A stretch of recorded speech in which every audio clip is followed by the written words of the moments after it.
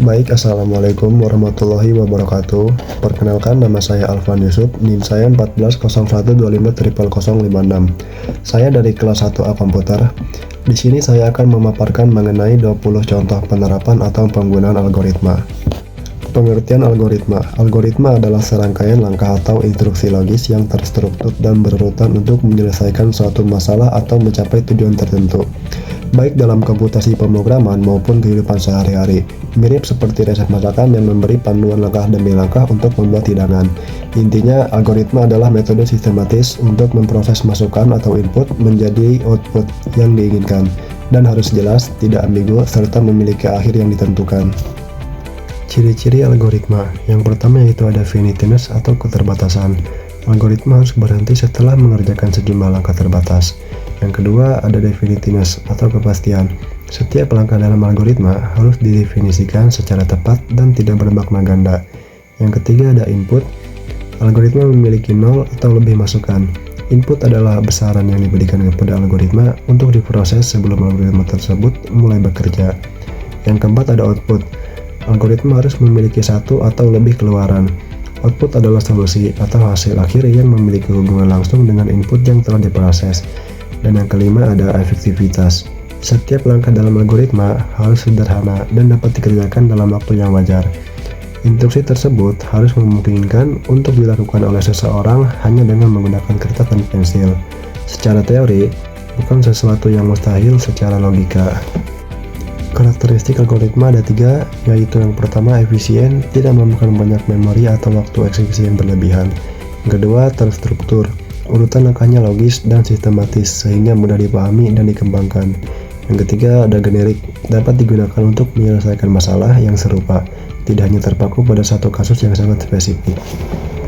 Untuk yang pertama ada algoritma machine learning dan AI. Machine learning adalah cabang dari kecerdasan buatan yang menggunakan algoritma untuk belajar dari data dan membuat prediksi atau keputusan. Penerapan learning sangat luas dan terus berkembang. Sistem rekomendasi di Netflix, YouTube, dan Spotify menggunakan collaborative filtering dan deep learning untuk menyarankan konten yang relevan. Yang kedua ada algoritma pengolahan citra. Algoritma pengolahan citra digunakan untuk memanipulasi dan menganalisis gambar digital. Penerapan algoritma pengolahan citra meliputi aplikasi kamera smartphone dengan berbagai filter dan fitur beautification, aplikasi medis untuk analis X-ray, CT scan, dan MRI, serta aplikasi augmented reality yang memproses gambar real-time untuk menambahkan elemen virtual. Yang ketiga ada algoritma pathfinding dan navigasi. Algoritma pathfinding digunakan untuk menemukan jalur terpendek atau optimal antara dua titik dalam sebuah graf atau jaringan. Penerapan algoritma pathfinding sangat terlihat dalam aplikasi GPS dan navigasi seperti Google Maps, Waze, dan aplikasi ride-hailing seperti Gojek dan Grab. Yang keempat ada algoritma scheduling. Algoritma scheduling digunakan untuk mengatur urutan eksekusi tugas atau alokasi resources. Penerapan algoritma scheduling meliputi sistem operasi untuk manajemen proses dan trade, cloud computing untuk alokasi virtual machines, manufacturing untuk optimasi produksi, dan transportasi untuk penjadwalan penerbangan. Kelima ada algoritma graph processing. Graph adalah struktur data yang terdiri dari nodes, vertices, dan edges connection. Penerapan algoritma graph sangat luas. Social network analis menggunakan graph algoritma untuk menemukan communities, influential user, dan filter of interaction. Keenam, algoritma sorting atau pengurutan. Algoritma pengurutan adalah algoritma yang mengatur elemen-elemen data dalam urutan tertentu, biasanya dalam urutan menaik atau menurun.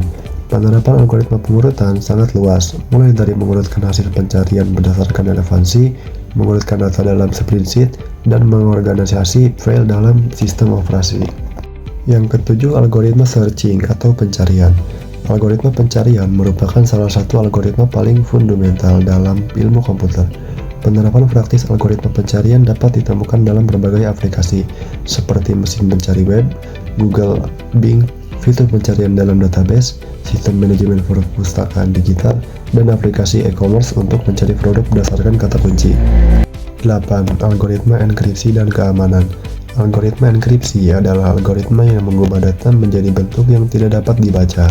Untuk melindungi kerahasiaan informasi, penerapan algoritma enkripsi meliputi komunikasi aman melalui HTTPS, transaksi penerbangan online, e-commerce, aplikasi messaging terenkripsi seperti WhatsApp.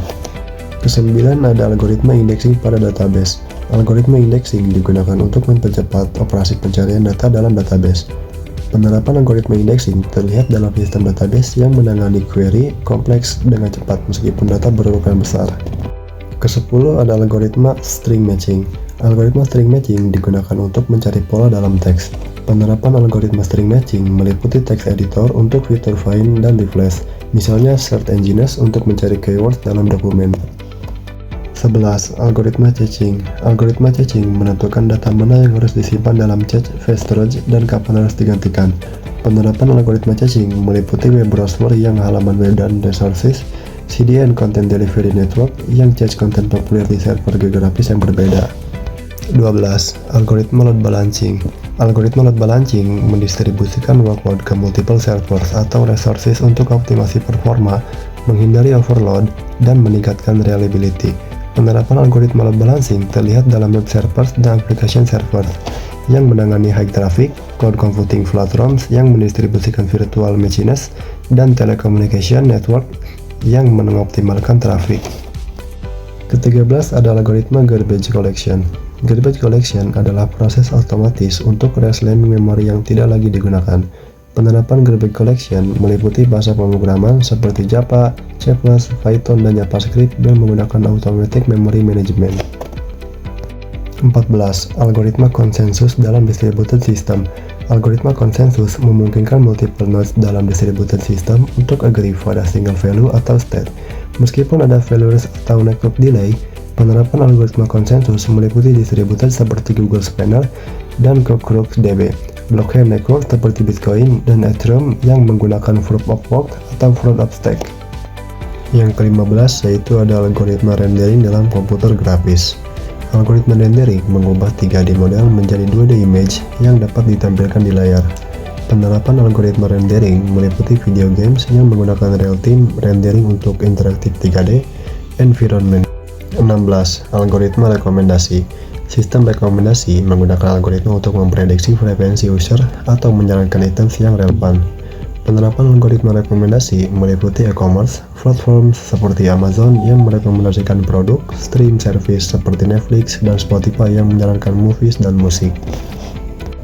Ke-17 ada algoritma natural language processing.